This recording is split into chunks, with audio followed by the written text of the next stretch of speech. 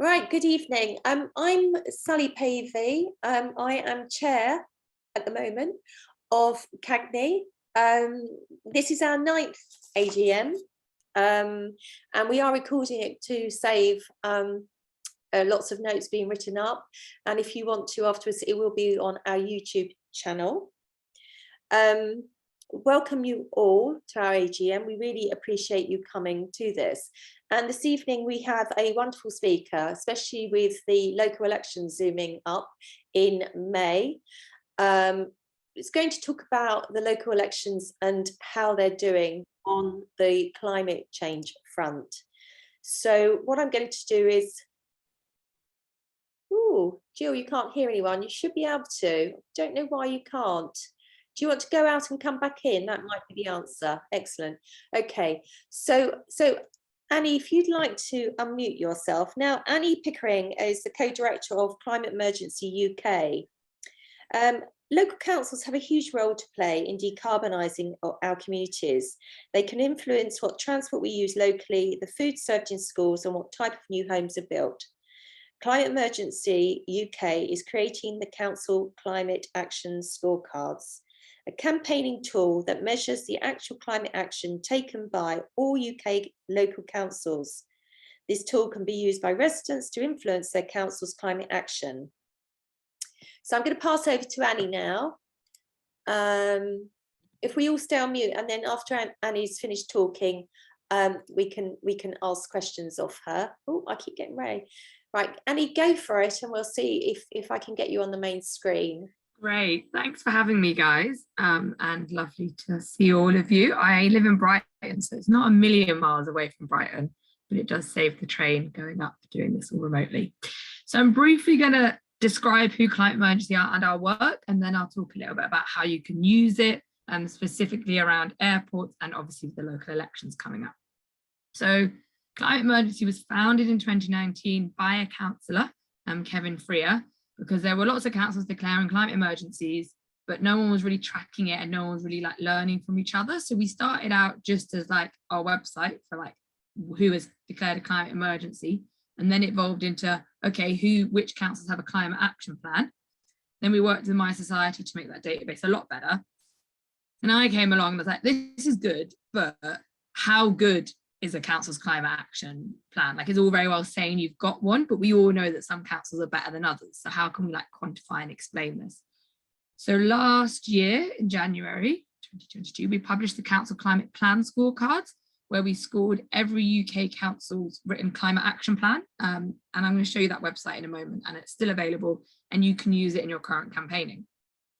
That was a big trial ahead of measuring actual council climate action, because I'm sure you've got councils where you live who have shiny documents, but don't really mean they're actually doing the right action they should be doing on the climate emergency. So the Council Climate Action Scorecards that we're in the process of creating, we're really trying to measure tangible actions that councils can do within their current powers to take climate action and score whether they're doing them or not. So am I able to share my screen? If you could just make that possible. What I'm going to do is briefly show you the plan scorecard website, just so you can feel a little bit more familiar with it and use it in your campaigning. So this is our website, and I'm going to say plan scorecards for the thing we did last year, and action scorecards for the thing where we don't yet have the results. I can't tell you the answers there. But, oh God, let me try and remember some councils that are in Reigate and Banstead, for example.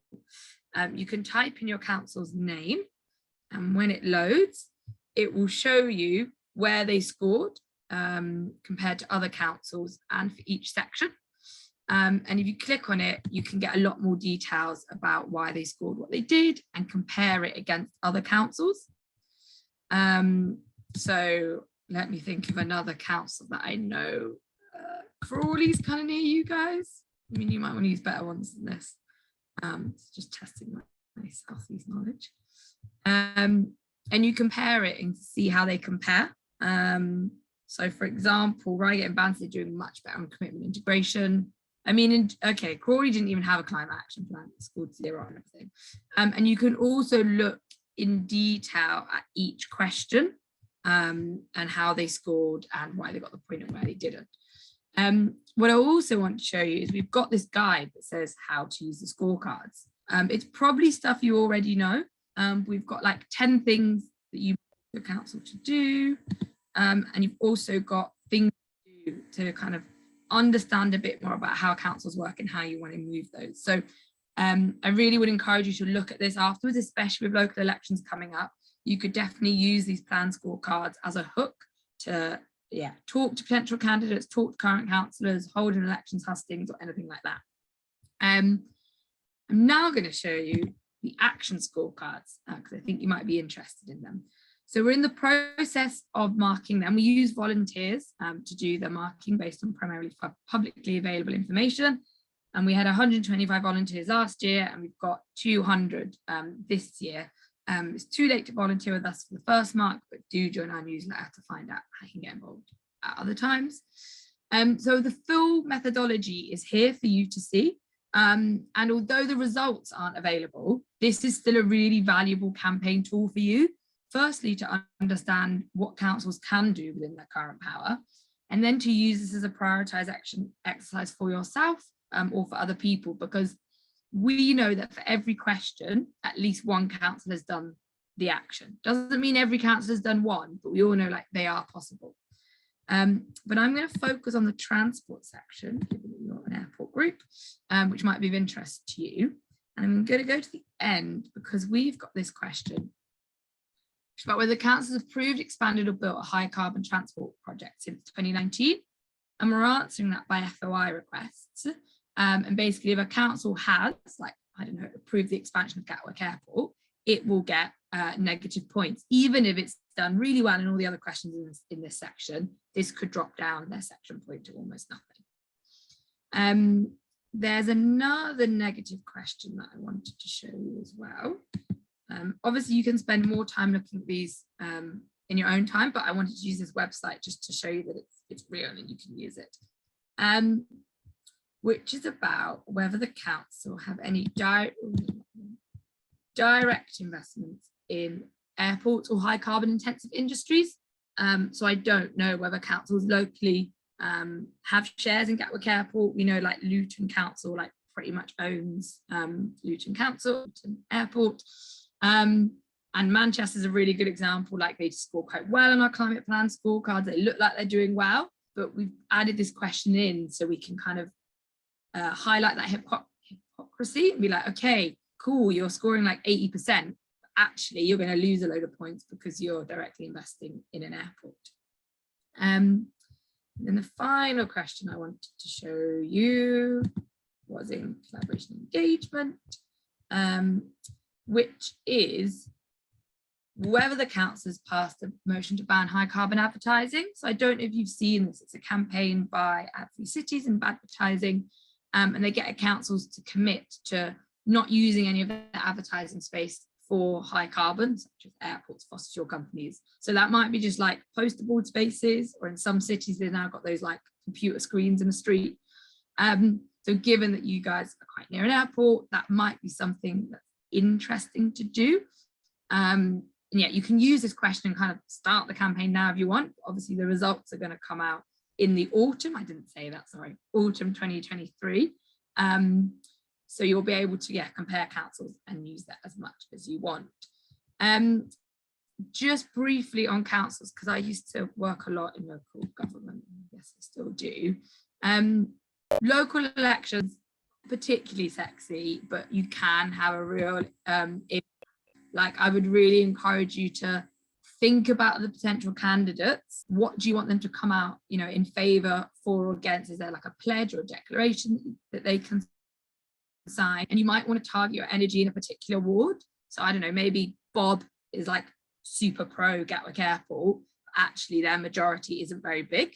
So maybe you want to focus by picking a candidate or supporting a particular party to get that person out of the council, because if you target where you work and get rid of a few key councillors that are pro the airport, that will have a bigger impact than just like everyone, all the candidates just talking about the airport generally, because the reality is most candidates don't get elected. So like, it's all well and good having like 25 candidates voting, like, you know, supporting your pledge, but if they're not going to get elected and don't have the highest chance, then it doesn't stand for much. I also realize don't know loads about your campaigning, so this advice may not be very useful. But I did just want to show you the scorecards, and in terms of how you can use the scorecards now, learn, you know, look at the methodology, learn yourself. Also make sure your council know about it. Like, we try really hard to talk to all councils and let them know, but there's over 400 of them, so we don't know that everyone's heard from us. And also it counts for a lot more when it comes from residents. So like, if 3 of you each emailed your leader or the relevant sustainability staff member, was like, have you seen this methodology, what are you doing to like meet these points, they're way more likely to listen than coming from me, like, who's Annie? They don't know who I am, I'm not a resident, you know, I've never engaged with them before. So that's definitely worth doing. And use it in your methodology. Think about how you might want to pick a certain question or a certain topic and use that within your lobbying. So it's like another tool in your armor, along with all your campaigning. You can also say, if you do well here, you're going to get extra points in the scorecards. And councils really care about their reputation and also really care about what their neighbours are doing.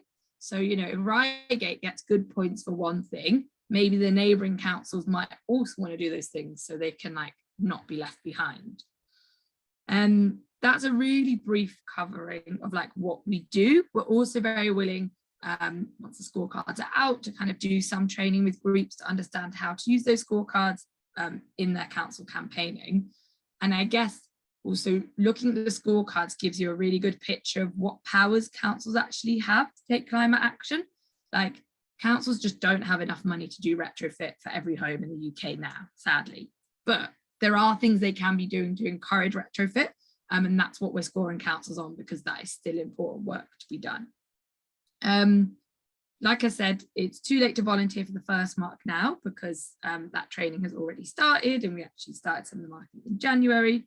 But do sign up to our newsletter so that you can find out more about us and get involved at a later date. And then, as with all small organisations, we are only 3 staff members and are currently like pretty much reliant on grant income, which is great, but it's hard to get sometimes. So if any of you felt like donating and being a scorecard sustainer, which is any amount monthly, you get access to like some of our events and news before other people, that would be much appreciated. That's all on our homepage. So I've just sent you the link in the chat to our homepage where you can sign up to the newsletter, donate, read our blogs as well. We've got a blog that basically goes into a bit more detail about what I just said on how to use the Council Climate Action Scorecards methodology. And it also drills into more information about why we picked the questions we did and what data was or wasn't available there. Hopefully that was useful. I'm going to stop there and open it to questions. I don't know if Sally, you're going to kind of facilitate that. Yep, thank you, Evso. That was really a couple of really key points there that we can take up and use come May. So that's brilliant. Thank you, Evso. Let me go back to a gallery. And is there anybody with any questions? If you want to raise your computer hand or raise your physical hand, please do so. Obviously, the scorecards is something new. Who's got their hand up? Oh, Neil. Hi. Hello, Neil. Do you want to unmute and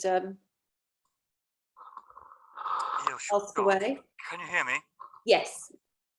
Okay, I have a really bad microphone. I have a niggly little question for Annie, and I looked at the website a few weeks ago, actually after the big Seeker meeting in Brighton, and I noticed that that the website seems to indicate that only local borough councils and district councils are planning authorities, and doesn't list county councils as being planning bodies. And I thought, well, that's surely wrong, because quite a few planning applications are actually heard by county councils. So I was just wondering if that's a little thing which needs to be corrected on the website. Yeah, so county councils have limited planning authority. You know, they're not the ones that write the local plan. They don't determine where new homes are built, but they still have planning decision powers over like big projects like fossil fuel projects. So we're sending the FOI requests about approving high carbon infrastructure to county councils as well. But kind of generally speaking, they don't have the same planning authorities as district councils or unitary councils. But yeah, thanks for recognising that. Can I therefore ask a subsequent question to Neil's question? So at the moment, are county councils not included in your scorecard data? All councils are included, not parish or town, because there's too small and there's too many of them. There's like 8,000. Yeah. But yeah, district, county, unitary, metropolitan boroughs, England, Wales, Northern Ireland, and combined authorities. So for you guys, both Surrey County Council and the district within it would all be scored. Oh, they would be. Great, thank you. Hello, Ian, you've got a question.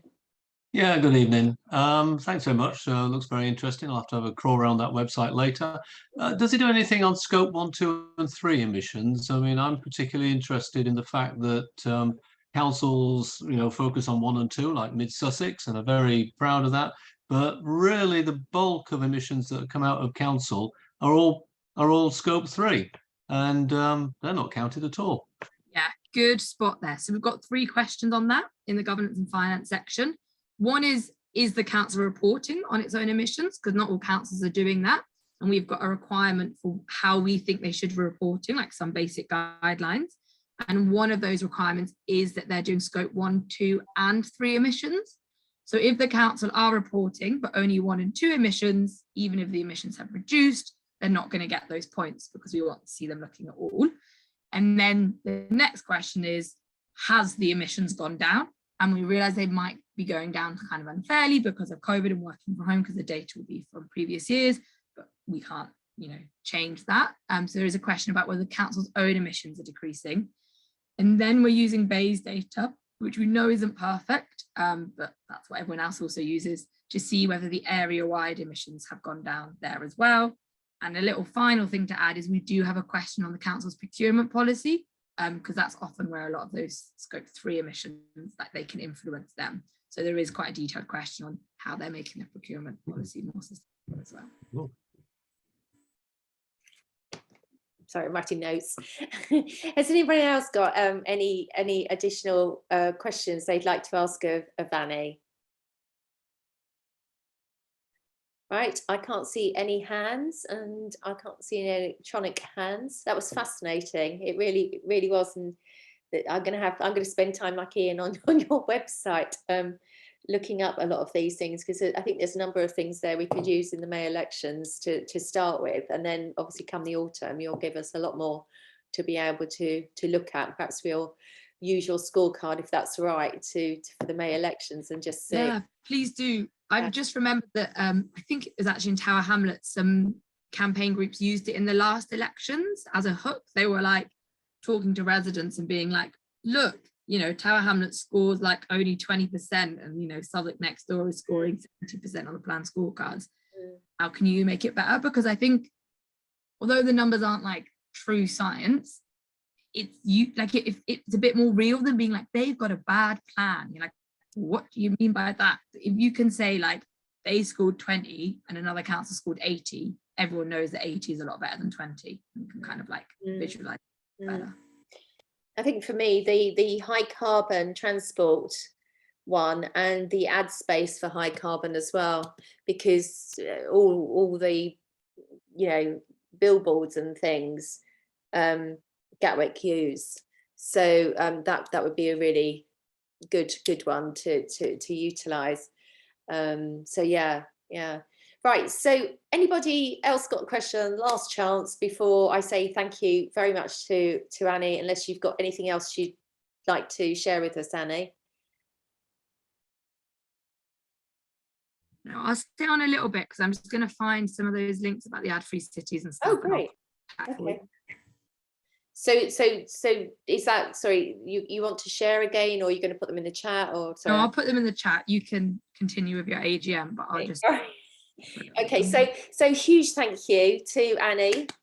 Thank you ever so for joining us this evening. It's always really fascinating to have talks at the AGM and to sort of tackle a different sphere, if you like, and with the May elections looming and the second runway looming, very important for a lot of us. Right, so if you can all just mute yourself, and I'll open the formal side of the AGM. I leave myself. Okay, so hopefully I'll go to centre stage. Oh, no, I won't. Okay, we won't do that then. We'll go back to the gallery. Okay, so, right. So I'll just reiterate, I'm Sally Pavey, currently the chairman. This is our 9th AGM. We've had a very busy year. Every year I seem to say the same, but we have had a very, very busy year. We are by far now the largest umbrella aviation community and environment group in Sussex, Surrey and Kent. And that's down to our members. Our membership has hugely increased. And that is also down to our environmental campaign, which we launched in 2019, which was Pledge to Fly Less, not to demonise flyers, but to educate. And I believe CAGNE has carried on true to its word that we seek to share information, break down the jargon, and to help residents so that they can all have a voice and that all communities have a voice, not just a select few. I've got to personally thank all the committee members. Unfortunately, our wonderful president isn't with us tonight. He has a full council meeting, and sadly, we're going to lose him because he is a Tandridge district councillor now. And so he's unable to remain as our president, which is really sad, but he has been wonderful. And just minute it or video it, our thanks to him for his leadership and for his support. And we look forward to working with him as he takes the seat as number 2 on GATCOM. So he still remains very much involved in the whole world of Gatwick. We're always really happy to hear from MPs, councillors and from residents who fill our inbox with questions. We delight in it, and we welcome and encourage to ask questions of us, because that is what CAGNE is here to do, is to help all communities to understand the ramifications, not of just Gatwick Airport, but of aviation generally, as well as environmental. And to that effect, we've been helped by so many people that aren't here this evening on our road shows, etc. So thanks to them as well. And a huge thanks to Jenny, who is behind the scenes, helping with all the big reports we put together, and keeping all our websites up to date and running, with Andrew, who double hats with being treasurer and our IT guru. So we'll hear from Andrew later. So CAGNE was formed in 2014 to help communities. Our committee is visible to you tonight. I will run through them later on. And one of the key things that we have been had to do is to remove our names actually from our website. It's something that we're going to discuss again this evening, but we had to do it just because members of the committee were being targeted, and it's been raised this year. Our names are not on the website, and so we will discuss it a bit later on, but I thought I'd just touch on that now. During 2022, we had stalls at various community events with our eco van, which had a sign on the sign that said "No second runway for a greener future." And membership increased from those events. Our environmental talks were in the second year this year, and thus our membership increased again. They were very welcomed and hugely attended. We ran a coffee advertisement in each of those, and it was a fun thing to do, but we said donate the cost of a coffee for the whole of COP27. and we raised just under £700 from that. So thank you for that. And all of our talks from last year and the year before are on our YouTube channel if you want to watch them. In the next 2 months, we expect Gatwick to go for a formal second runway through development consent order. Last year, we spent much of the time answering consultations. There were two, one in the spring and one in the autumn. We also produced a cycling video with local cycling groups to highlight the lack of cycle paths in and around Gatwick Airport and the removal of cycle paths with a second runway as part of their plans to improve the roads purely at Gatwick Airport, not further afield. So we highlighted that in the video and we got coverage for that. And we will use that going forward because it really highlights the fact that Gatwick is playing much on they will be able to have workers walk and cycle to work, and that's just simply not feasible, and it's not safe to do so, not now and not with the second runway plans. So that was something else we did.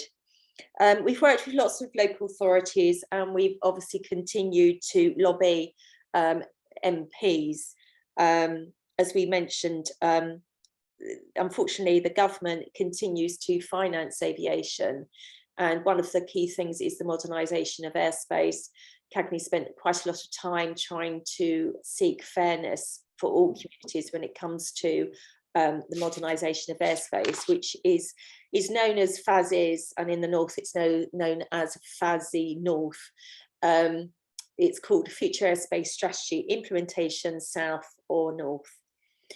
So that continues. Gatwick is at stage 2 of that. It's about to venture into the latter parts of stage 2. It will not go out to public consultation until stage 3, which is outrageous, really. And their consultation is very narrow. One of the wins for CAGNE has been that Gatwick has been forced to negotiate, to inform and discuss and inform parish and town councils. They were not going to, they don't have to, but because CAGNE lobbied, if you like, MPs stepped in and said that they should actually be consulting democratically elected bodies, which are parish and town councils. So that is now happening. So that's perhaps a little win for us. We've attended the GATCOM meetings at Gatwick Airport and online, the statutory body. It's still heavily outweighed by those pro-aviation business groups and government officials, as well as local authorities. There is not a true seat on there for environmental or the community still. The Gatwick Noise Management Board continues. It has 3 tiers. There is a review next year, but the NMB does not have has not been willing to have an independent review of those that sit on the Noise Management Board. As such, it is very biased to set airspace. You have more noise groups from set areas than you do other areas. So it's not a healthy, it's not very healthy. And at the end of last year, we saw most of the noise groups walk away from the Noise Management Board because they found it ineffective in seeking changes to the patterns of aircraft flying. The CAGNE Town and Parish Council Forum, which is separate from CAGNE, that is growing. That's now 32 councils. That's headed up by Councillor Chris Leyland and Councillor Karen Dukes. I'm actual secretarial on that because I'm a councillor for Warnham. So thank you to those 2 councillors who attend the NMB meetings on behalf of those. And Liz Lockwood, who's with us tonight, is a Lingfield and Dormansland parish councillor, and she has been very influential in the Town and Parish Council Forum continuing and growing and being successful. Liz was a Tandridge councillor. She's now no longer that, and so I'm delighted to say that she has now joined the CAGNE committee as well. Coming up to Christmas, we put together a fun song. not of the highest quality. It was a bit of a learning curve for me, but I wrote a song and a local singer sang it, and I'm delighted to say the Rusford Vicar got involved with it, the little video that we did. It didn't raise any money, but we hope it highlighted to the government and to Gatwick Airport management that night noise is a major issue, and that all we wished for this Christmas was a night's sleep with no aircraft noise. Didn't get any response back from government or Gatwick, but we hoped it got the point across in a festive way. So I'm just going to sort of look ahead now. That's really, there's so much more I could say about all the things, all the consultations, all the civil aviation consultations, the DFT, Department for Transport consultations, Gatwick Airport consultations. They never seem to be ending, I have to say. And this year so far, I think I'm on my third consultation. We've also had the all-party political group on South East Transport.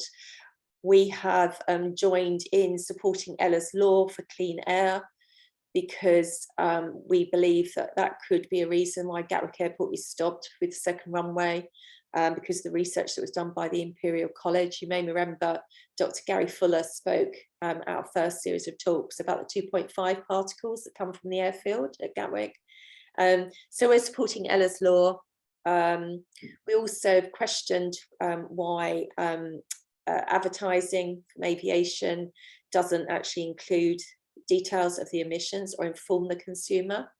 So we will continue with that, and that will be part of our consultation response to the CAA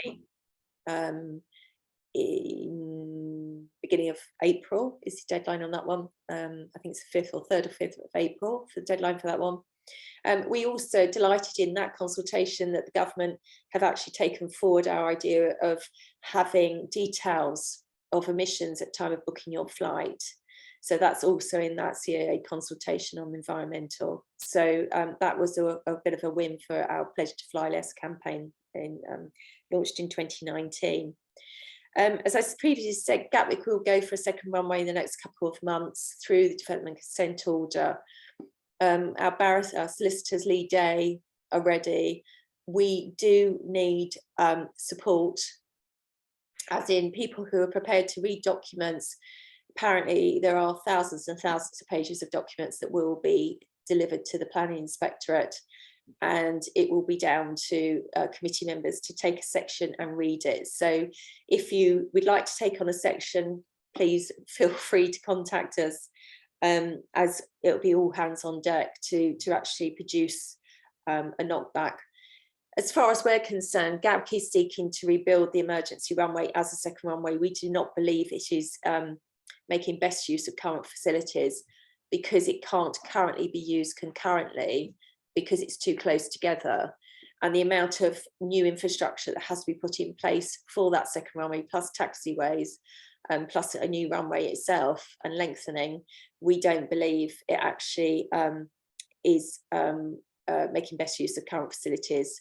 And also the ramifications of on our roads, the traffic, the lack of housing, the lack of amenities, hospitals, schools, all those arguments that Gatwick that the Airport Commission found still stand as far as Gatwick's concerned. So if you're willing to give some time to that on any aspect that you may find of interest or have any specialist skills in, please drop us an email. Your email will be most welcomed. The other thing obviously is the airspace change. We will see that progressing, and what we're seeing is that new communities will be impacted to give respite to others. Obviously we feel that all communities should have a voice, and that's what we will continue to push for, is that all communities should have a fair voice. That's not currently the case, but we will continue to push for that one. So really, I think that is all I have to say. We continue to try and build our social media. We're on LinkedIn now, Instagram, Twitter and Facebook. So do please follow us. and retweet us and like us. It always gives us a warm feeling to get a couple of likes or a retweet occasionally. So all those things. Anyone that would like to join the committee, please just let us know. We're a friendly bunch, and we all work very happily together, and I have to say mostly online, because it saves on emission and it saves on people's time, because I know time is precious to a lot of people. So what I'm going to do now is I'm going to actually ask for a formal acceptance of my report for last year. Sorry, I probably babbled on a little bit. But if I could have a seconder to accept the chair's report, please, just raise your hand. Jane and Liz, thank you. Okay. So the next point is the Treasurer's report.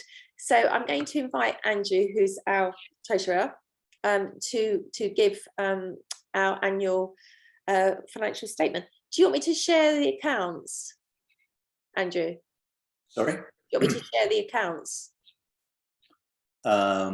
If you want to, yes, or I can just talk through them and we'll post them on the website as we normally do. Let me just share them for you. Bear with me 2 seconds, everyone. Okay, right, here we go. Over to you, Andrew. Okay, good evening. I'll be very quick. My name is Andrew. I'm the Treasurer.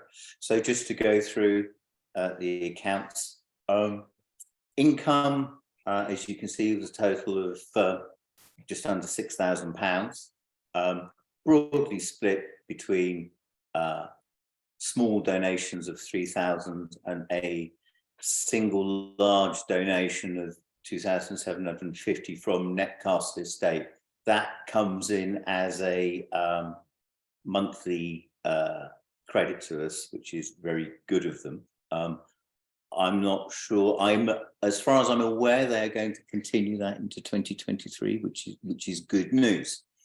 The income is slightly down on last year, although it's not shown there. Last year we had quite a large donation of £6,000, which I'll come on to later when I talk about what reserves we have and what they can be used for. So income slightly down. On the expenditure side, we think we're quite frugal. Income is down, but so is expenditure. We spent less on publicity and display material this year. In 2021, I think we're doing a lot of printing for handouts at road shows and events that were being held kind of around the local area. We did do a mail drop in new houses this year, and that's what the postage is for. The subscriptions broadly cover advertising in local papers and in council parish magazines as well. So we do have an excess, which is always useful and good for a treasurer to oversee an excess. So an excess of 2,712. If you can just move it down a bit, Sally. So we add that to last year's carry forward amount of 12,000. We have the princely sum of 14,950 in our reserves at the moment. And there's that note, 6,000 of those reserves are allocated specifically for DCO stroke second runway legal fees. So we may be digging into those in the first half of this year. The donation was given specifically for that purpose rather than general running costs and overheads of CAGNE. That's all I propose to say, really, unless there are any questions, which I may or may not be able to answer off the cuff, but if I can't, I will duly find out the answers to the question. Back to you, Sally. Thank you, Andrew. Does anyone have any questions for Andrew? If you could just raise your hand or virtual hand. Okay, so I move that we adopt the financial statement report for the year last year. Can I have a seconder, please? Caroline, Liz, thank you.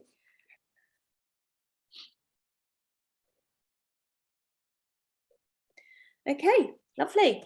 Right, so we now move on to the committee. So we start off with the chair. So Aidan, can you unmute yourself, please? Okay, Thanks, Sally. Can everybody hear me? Yeah, I'm just gonna mute myself because Aidan now takes over for the election of the chair. Thank you, Sally. Good evening, everybody. I'll keep this very short, sharp and to the point and say I nominate Sally Pavey to continue as chair of CAGNE for a further 12 months. And could I ask for a committee member to second that, please? Thank you, Andrew. We would also like the attendees to be able to vote on that nomination. So can I ask everybody who's happy with the nomination of Sally to raise their hand, please?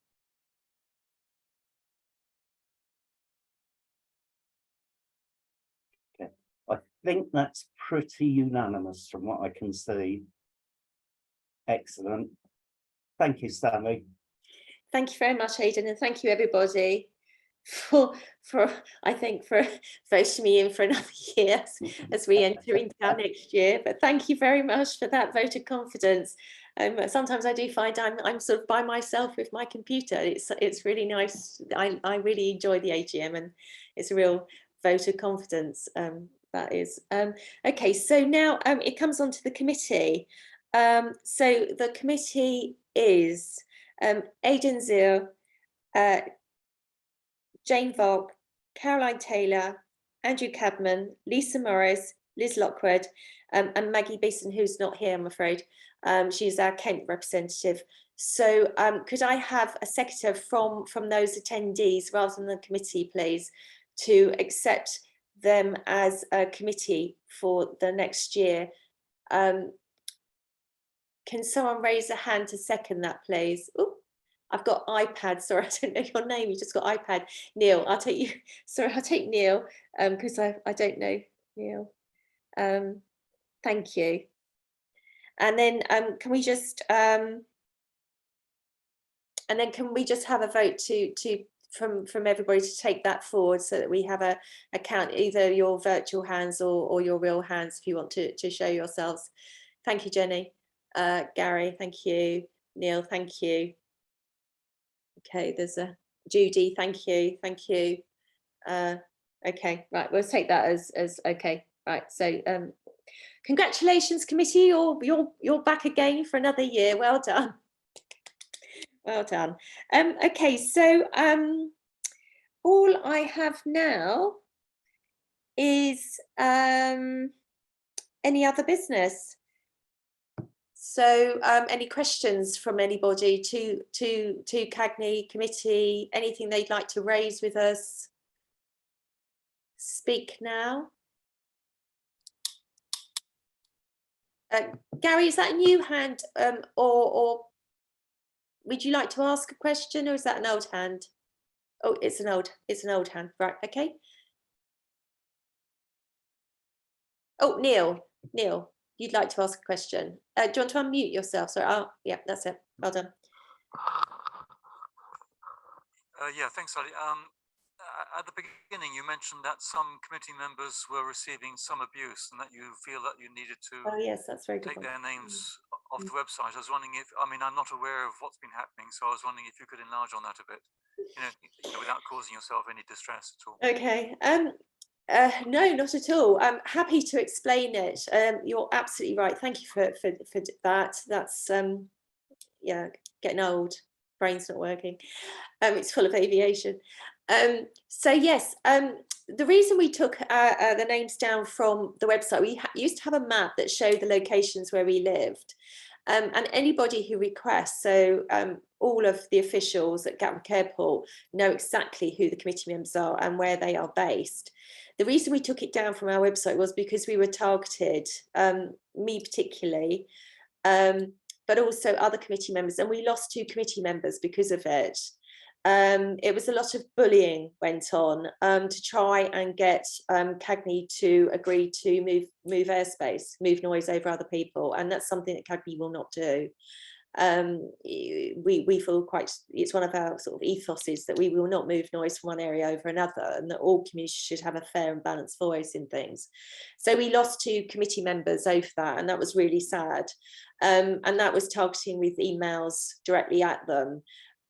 Or at meetings, and then it sort of escalated, and unfortunately I was particularly targeted with face-to-face death threats.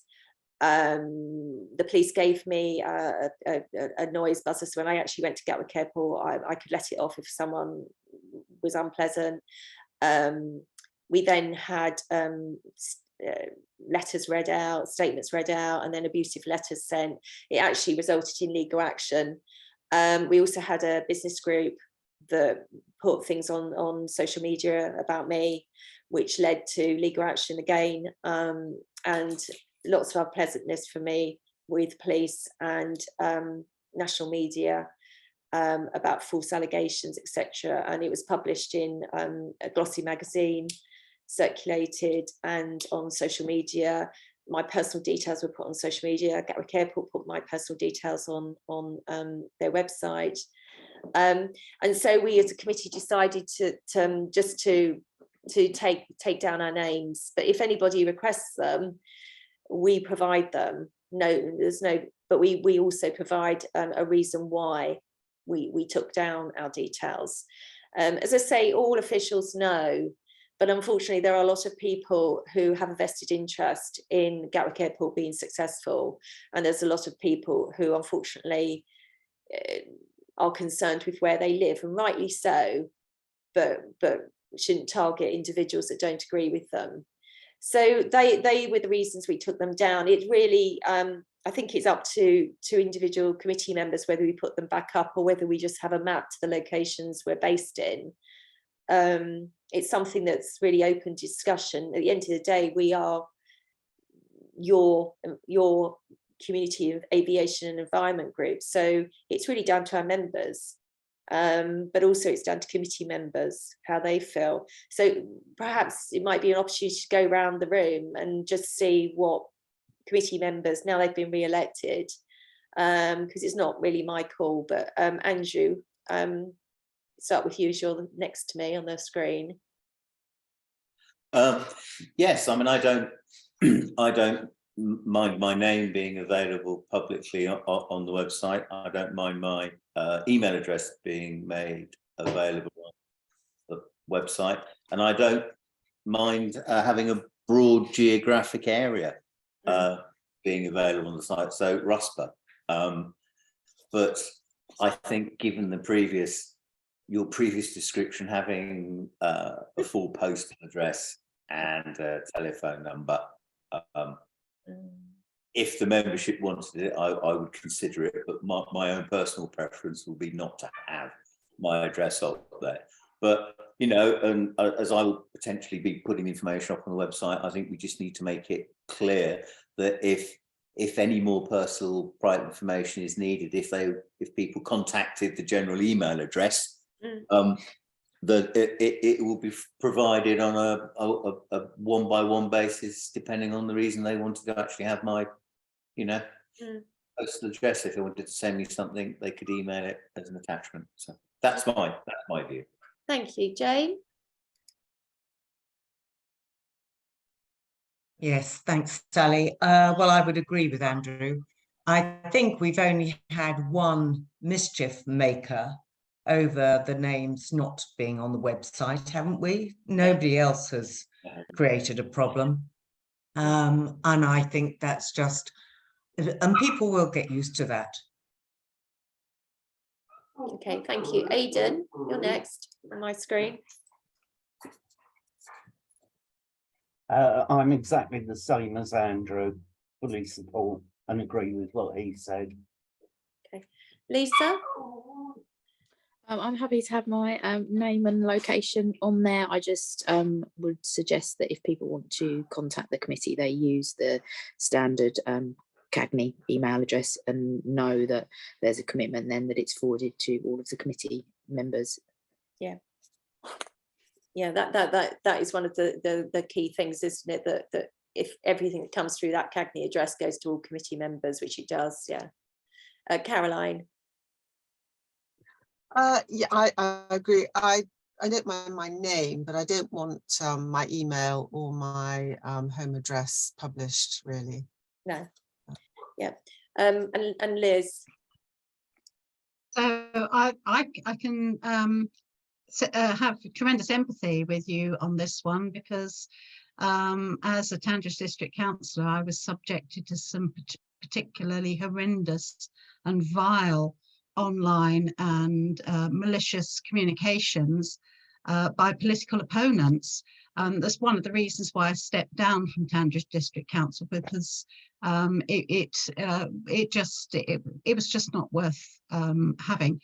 It is an incredibly modern disease that people who put themselves forward, who have a voice, who are prepared to make the time and effort to speak on behalf of other people who don't feel they have a voice. Just by virtue of putting yourself forward, you seem to sort of have the abuse directed at you. So I think it's a very sensible move to be quite unspecific about where we live on the CAGNE website, and I support exactly what everybody else has said. Thank you, Liz. So Neil, if we review that on the conversation this evening, is that acceptable? Are you happy with what you've heard this evening? Oh, I'm perfectly happy. I know that, you know, I think there is virtue in having names of the committee in some form on the website, because otherwise the campaign website could be just construed as being the opinion of a single person. So there has to be an identifiable committee of people, but you do need to have your contact details protected if you are suffering that kind of abuse. Yeah. Lovely, thank you very much. Thank you, very valid point. So just anybody else, any other questions? Chairman, this is iPad. Hello, iPad. Given the recent conversation, my name is Dr. Roger Hood. I'm in resident Capel, been a long time supporter of yours, but inactive in terms of doing much. So I just wanted to make sure that you knew it wasn't an infiltration into your AGM. That's very kind of you. You're most welcome, and thank you for your support, and please do continue to support us. We you know, as I say, our membership has grown, but we are still here beavering away, and that's why our AGMs are so important, is that you actually get to hear from membership and hear from members. But if anybody ever has any questions, then our email box is answered every day. And we get lots of emails, and we do our utmost to respond to them as quickly as possible, to answer any questions. So that's thank you, Mr. iPad. Most welcome. Okay, so I think if there's no further questions, I shall now formally close the AGM. And if you're not on our mailing list, please sign up for our mailing list. If you can donate £4 a year, that would be appreciated, because subs are really important. And unfortunately, we will be doing a major fundraising campaign as soon as Gatwick goes for the DCO, which will be in the next couple of months.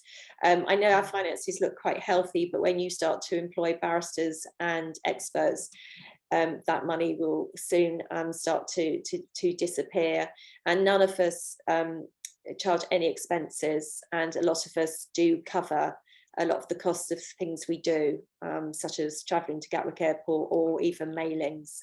So that is it. I think I can formally close the meeting. Thank everybody for attending this evening. Thank you to our wonderful speaker who's now gone. I thought that was really interesting and something to look up and use come May. And please do ask your candidates when they come knocking for your vote how they feel about the second runway, because it's going to be really important what the local authorities think, and what they say. Anyway, so thank you very much, and good evening. Thank you, Sally. Thank you.